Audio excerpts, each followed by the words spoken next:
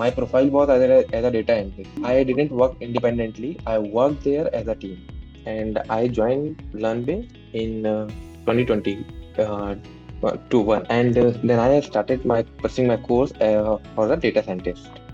So it was a very great experience for me.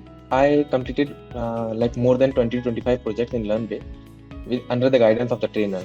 So it was also helped me a lot in the industry to learn about the how to deal with the current projects or how to deal with the like ongoing or a live projects. Will be helpful for all the freshers who don't have any idea about this field. So I think it would be grateful for any of the new joinee or like a fresher or candidate.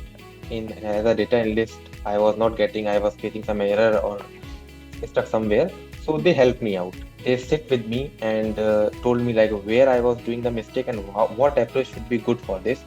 I did the projects which give me a best experience to work in a the industry's life project independently. The supports of the candidate and the curriculum and the structure and the certifications and the support part, placement system, everything is I think fine.